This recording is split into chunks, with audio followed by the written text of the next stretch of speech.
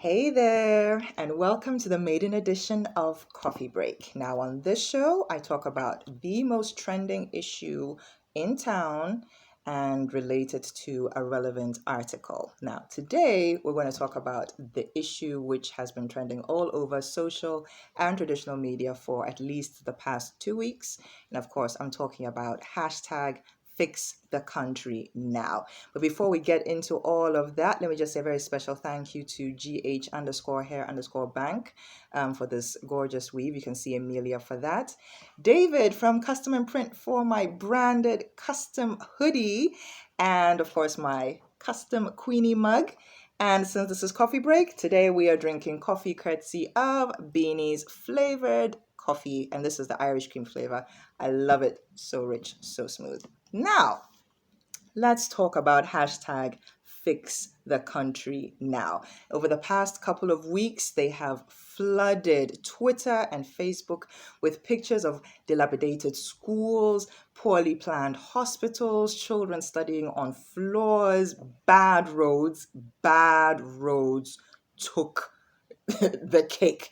There were so many pictures of bad roads all over Twitter. It was ridiculous. And of course, very necessary because society and citizens are concerned about how the system is no longer working for them, and they took to the media that they knew could get them the best results, and that was Twitter, and it rolled over onto Facebook as well. Now, the pushback from the ruling government has been so amusing, weird, but really amusing. Let me tell you why. The thing is, nobody was even saying that as a partisan issue. Nobody was saying, oh, it's the MPP who has to fix the country now. It's the NDC who ruined the country. No. What hashtag fix the country now is talking about is a systemic failure across board. And it's a systemic failure that has reigned from every single government after Nkrumah's time. And that is what they are pointing out and saying that no, if there's a time to fix the country, the time is now. The NPP at the beginning was not very amused with this hashtag. And of course, Team 700 Ghana took to Twitter and Facebook to try and dilute the message with hashtag fix yourself and hashtag fix your attitude and hashtag Nana is fixing it and all kinds of other hashtags. But I think the best or maybe the worst reaction from the NPP was from John Kuma, who's the MP for Ejiso, who his response just really blew my mind. So if there's one of the things they are saying is that government must make use of public services. I don't have in the difficulty with UK. that. That people use But you are public talking transport. about UK. Yes. You can just And go underground, join the They are a tube wealthier and get country, there. yes. Yeah. So, but if somebody who's a nurse is going to save a life, Yeah. sit in trotro from Kasua to La General Hospital, Bernard. why does a member of parliament think they are better than that nurse? We haven't said we are better. So why should Look, she go in a listen, Trotsky and you go in a V8? But let me tell you, the member of parliament's V8 is bought with his own money. The It's a ex-gratia he loan. gets. What But how ex-gratia? did he qualify for the loan? Please, relax. You see, Can I get the same loan he got? Who What? guarantees that loan? You see, I don't get the point we are making. No, are we you are- saying that you are the same as the member of parliament? No, but we are There's saying a that- reason why he's the member of No, parliament. we are saying that. The loans, the car that he drives, Yeah. he's buying it with his own money. When he leaves power after 4 years, how much does he take home? Is that the same the nurse takes after working for 10 years? But you, at the end of every week, how many funerals do you attend? Oh, me, I don't have many. You don't funerals. even attend any. Yes, the member of parliament has to attend. Is that about part of 10 your job funerals. description? It is. Going for Now funeral is come part of in, your now job come in. description. Let's not do this. What are you talking about? Yeah, but now on a scale of 1 to 10, how ironic is it that the MPP is reacting so passionately to hashtag fix the country now when just 5 years ago, this was what was written in their manifesto campaign message. Let's take a listen.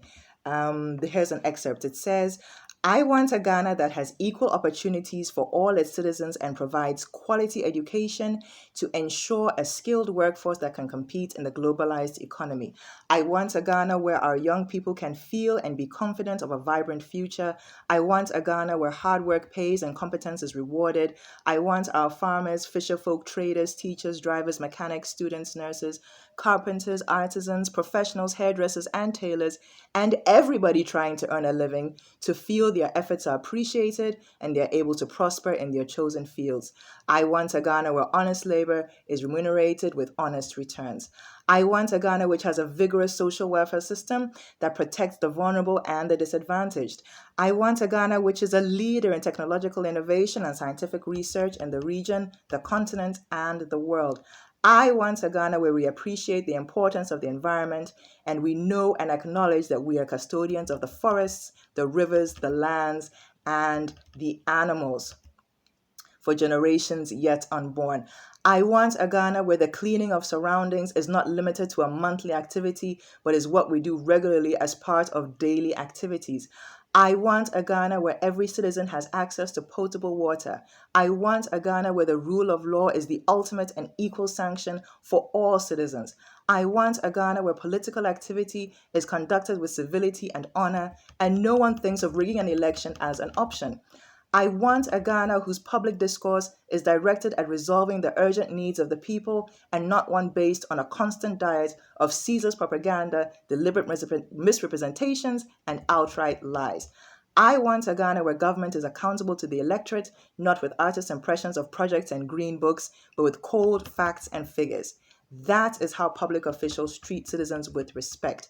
I want a Ghana where we do not have a political cycle of 3.5 years of suffering and 3 to 4 months of concerted effort to buy off the memory of pain. I want a Ghana where the innate good humor and well-known vivid imagination of the people are harnessed to build the happy nation that we should be. Just a quick side note, Ghana has dropped in the happiness rankings across the world. We are no longer at wherever we are now like at number 200 and something. It's crazy. Clearly, nobody's happy. Okay, let me continue.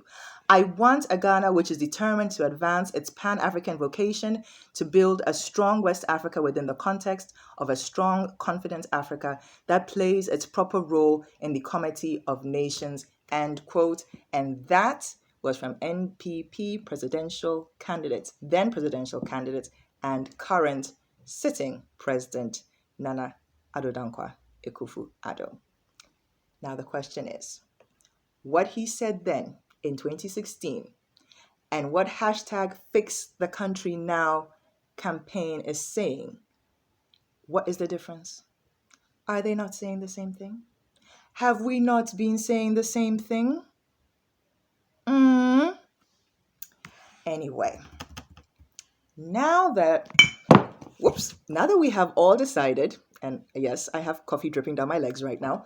Now that we have all decided that the NPP manifesto and hashtag Fix the Country Now are along the same lines and are not in parallel universes, we have to ask ourselves, what is the sitting government doing? What tangible moves is the sitting government doing to show that it truly is in line with its own manifesto promises of 2016 and is committed to correcting the systemic failure that we can all see in the system? That's number one.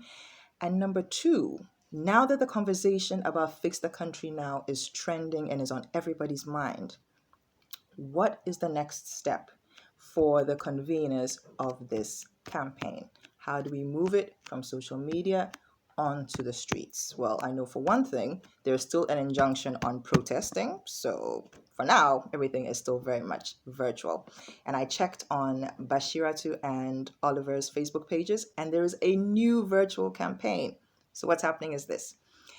Join, number one, and sing the national anthem, or recite the pledge, or write a letter to Mother Ghana, or do a traditional dance. Do something showing your, pride and patriotism as a Ghanaian, and also add the hashtag Fix the Country Now. Non-partisan, we just want the best for Mother Ghana. That's the latest, and it's a virtual campaign. And let me see. And just a reminder that when you're doing either the reciting of the national anthem or the pledge or whichever one you choose, don't forget to add the hashtag so you also join the trending conversation and also add your voice to make a difference. And don't think that just because it's on social media that you are not making a difference. Let me remind you that social media caused a pedophile teacher to lose his lucrative Huawei contract just a couple of years ago. And trending conversations on social media stopped Parliament from spending $1 million on renovating the House. That's what your voice did. So continue to use your voice to make a positive difference. And that's it for Coffee Break this Sunday. Thank you so much for joining me on the Maiden Edition. Once again, of course, special thanks to Custom and Print and Fuzu Consulting for the digital marketing advice. Don't forget to click like and subscribe. And of course, check me out next week for more interesting and innovative topics of discussion. And if there's something that you want us to discuss, just let me know in the comment section. Until next week. Cheers.